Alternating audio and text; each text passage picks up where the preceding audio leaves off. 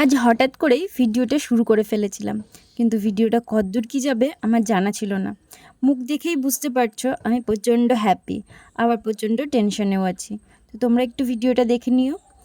পৌঁছে গেছি আমরা যেখানে আমাদের আসার ছিল। আর কী কারণে আমি টেনশন করছিলাম আজ আমার বেস্ট ফ্রেন্ডের ওটি ছিল। যারা যারা আমার বেস্ট ফ্রেন্ডকে চেনো তারা অবশ্যই জানো কী কারণে ওর ওটিটা ছিল। তবুও বলে দিচ্ছি, আজও ডেলিভারি ডেট, মানে ওর বেবি আজ আসবে। তো এখানে দেখছো ও কতটা সাহসী, হাসতে হাসতে টাটা দিতে দিতে চলে গেল ওটি রুমের ভেতরে। আমি শুধু একটাই কথা ভাবছিলাম, যে মেয়েটা এত নরম ছিল, এত ভীতু ছিল, অল্পতেই খেতে ফেলতো, সেই মেয়েটা এতটা সাহস কোত্থেকে পায়।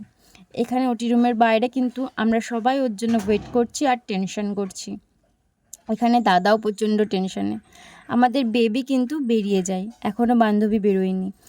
বেবিকে দাদা কোলে নিয়ে প্রচণ্ড হ্যাপি, ও কিন্তু খুবই হ্যাপি ছিল।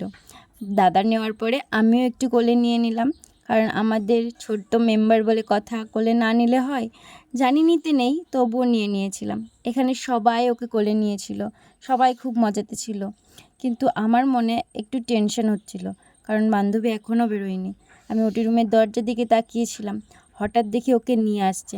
আমি তো প্রচণ্ড ভয়ে ছিলাম, কান্না পাচ্ছিল, কিন্তু ওকে দেখে সব ভয় আমার চলে গেল। ও দেখেছো কত সুন্দর হাসছে, ওর হাসি দেখে আমি একদম অবাক। ওকে জিজ্ঞেস করছিলাম, কী রে তোর একটুও ভয় লাগেনি? ও বলে কি, না, কিসের ভয়, আমি একটুও ভয় পাইনি, আমি সবটা নিজে চোখে দেখেছি, তবুও ভয় লাগেনি, আমার বেশ ভালোই লেগেছে। তখন আমি ভাবছিলাম, এটাই মনে হয় মা হওয়ার আনন্দ আর মা হওয়ার খুশি।